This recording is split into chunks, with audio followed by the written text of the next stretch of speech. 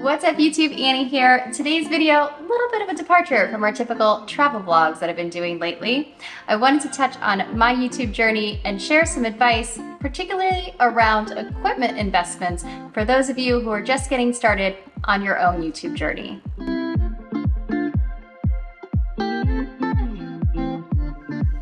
I am so envious of these Gen Z kids who are growing up with incredible cameras right in their pockets.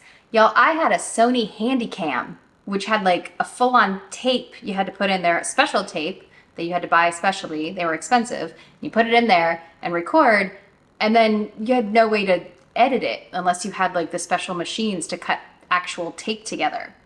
So with our technology today, it is so simple and easy to create amazing videos and to start your own YouTube channel with just the press of a button. So if you're somebody who has a message to get out there, if you're somebody who likes performing, if you're somebody who just likes creating like I do, YouTube is a fabulous platform to do that. I know a lot of people can be intimidated thinking about all the equipment that can be involved, but I'm telling you, the easiest way to get started with YouTube is this. Oh, look, it's me in the Maldives. Your phone is the most versatile piece of equipment.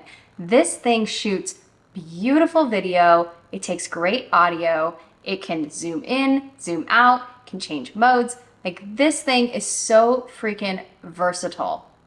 I shoot probably 80% of my content on the go with my phone, just because it's what I have available and it's not obtrusive? It's not obnoxious. Like, walking around doing this is a little obnoxious, but walking around with my selfie stick and my vlogging camera is especially obnoxious. So if you've ever wanted to create videos and you don't know how to get started, start with your phone. Just shoot some random stuff and then practice editing it together. And if you're an iPhone user, you can just use the iMovie app on your phone to edit video. Now, that's not always the easiest solution. It's awfully tiny on there. But if you have a MacBook, like I do, I edit most of my stuff on a MacBook Air, and I have been using iMovie for almost every single video up to this point. iMovie is super user-friendly. It's so easy to rough cut videos together, add music, add sounds. I love using iMovie because it's so simple to use. So if you've been wanting to get into YouTube or wanting to create videos, start with this and then move to this. Most basic level, level 1. Now, when you're shooting movies, you want to think about two things. One being the lighting, the second being sound. Now, when it comes to light, I love shooting with natural light, so I have to shoot most of my stuff in the afternoon, which can be a little tough for sound because things are a lot busier in the afternoon. So I try to shoot on Sunday afternoons when it's quiet outside, but I have beautiful sunlight coming in through my windows here. You'll also notice that I've got some good lighting coming from over here.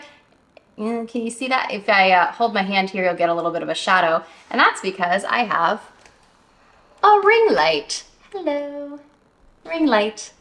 That's over here illuminating my right side. This ring light was super inexpensive. I think it cost me all of $30 on Amazon, and it has been an absolute workhorse for me. I use it for shooting video. I use it when I have Zoom conferences. I use it when I just need to wake up, put some light in my face. It's a great piece of equipment, highly recommend. So if I were starting a YouTube channel from scratch and I needed equipment, that would be the place I started. iPhone, ring light, MacBook. In fact, that's how I created most of the videos that I first started with on my YouTube, which y'all have probably never seen because I took those things down. They were terrible. Absolutely terrible. That's something I think is really valuable to know in your YouTube journey. Get your first 20 videos out there. Just do them. They're gonna be ugly. You're gonna learn so much in that process, and then you're gonna go back and delete all of them. Nobody's gonna watch them. They're gonna be terrible. Just accept it. Just get them out. Just get them out of you and practice. This is a craft, and you have to practice a craft in order to get good at it. Now, once you've practiced and you're ready to level up a little bit, you might want to move into fancier camera equipment. That's what I did. I'm shooting this on a Sony ZV-1 vlogging camera, which is super lightweight, super easy to carry with me whenever I'm out on the town or I'm out traveling. But it's also great for when I'm sitting in my apartment shooting videos. The lighting, the picture that the ZV-1 picks up is really, really beautiful. And again, it's just super portable and easy to use. But when you start moving into fancier camera equipment, you have to start moving into more accessories. There's more stuff you have to buy in order to make the camera work well. The first thing you're gonna need to buy is a SIM card. You may have heard of SIM cards before. They are basically little tiny hard drives, little tiny discs that you put into the camera, and that's where all of your footage gets saved. It's a memory card. In fact, my memory card is telling me I have 4 minutes left on it before it dies. Some other things you might want to grab: extra batteries and a multi-charger, so you can always be ready to go, because guaranteed you're gonna run out of battery. And when you start to shoot a lot of footage, you're gonna need a place to store that footage. So an external hard drive is a must if you wanna keep all of your raw footage. The last thing I got for my ZV-1 that has made all the difference in the world is the Joby Grip Tight. This is a selfie stick slash tripod. It pops out, whoop, so I can set this up anywhere that I need to be able to shoot fabulous video. Love this thing. Now, once you're happy with your video setup, the next place you advance is to microphones. So I have 2 microphones that I like to use. I have the Rode Go 2 wireless. These things are amazing, but they're also really freaking expensive. You're looking at like $200 to $300 on these things, but they're really cool because they work as lavalier mics, which, if you're not familiar with what a lavalier mic is, it's a microphone that clips onto your lapel, boom, and then it picks up everything that you're saying in voice. Clear audio is something that is crucial to creating great videos. Too many people neglect their audio, and I tell you, viewers will absolutely switch off if your audio sucks. The other microphone I have is the Rode Video Micro on camera, which was like $50. It's been a great find. The only thing that's a bummer about these Rode microphones is that they pick up distortion really badly. So they pick up Wi-Fi, Bluetooth, and you'll hear this weird thudding noise. I've had success editing it out with iMovie and with Final Cut Pro, but it can be a bit of a bummer to deal with. One tip I have found that does work is to turn off your Bluetooth, your Wi-Fi on your phone before you shoot at all. All right, we talked about cameras, we talked about microphones, talked about editing software in iMovie. When you're ready to go up to the next level, Final Cut Pro is the editing software of film professionals. Now, I use Final Cut Pro because obviously you can tell I'm a Mac girl, but I know lots of people who also will edit with Premiere Pro, which is from Adobe.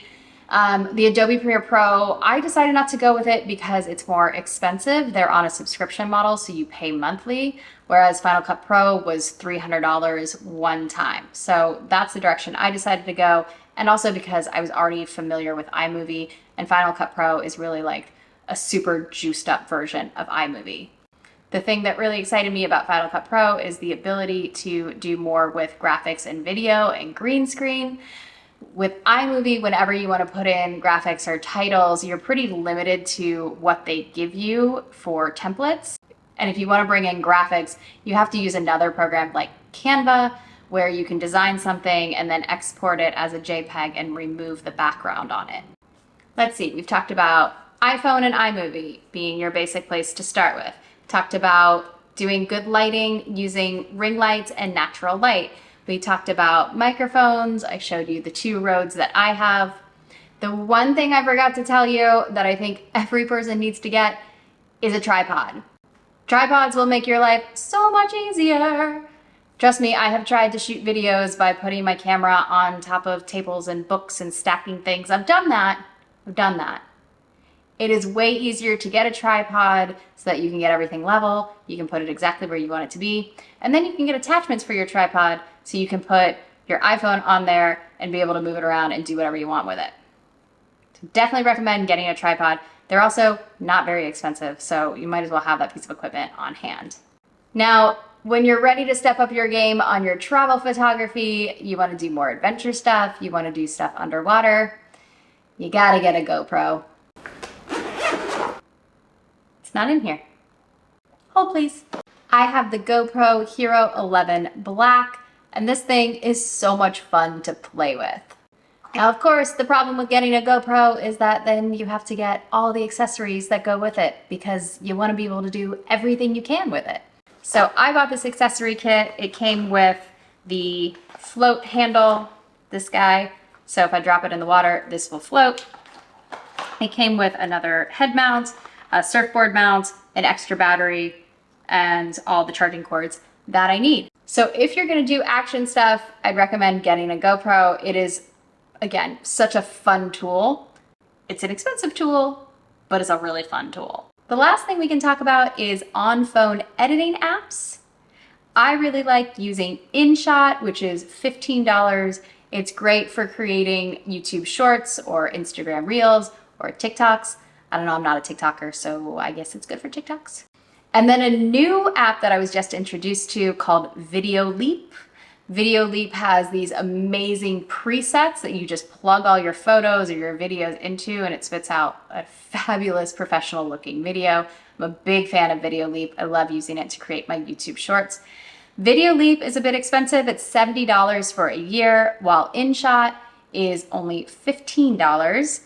If you had to pick between the two, I'd take InShot. It gives you a lot of control over your video editing, and it's much more cost effective than Video Leap.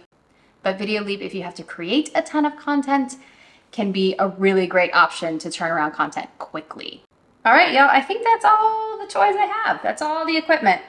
I've picked up a lot of equipment in this past year just because I really enjoy the platform and I love making videos. If you have any questions about starting a YouTube channel or about the equipment I have, leave a comment below. I'm gonna put all this stuff in the description so you can go get it for yourself if you want it. And that's all I got for you today. So until next time, go create a life you love. Bye guys.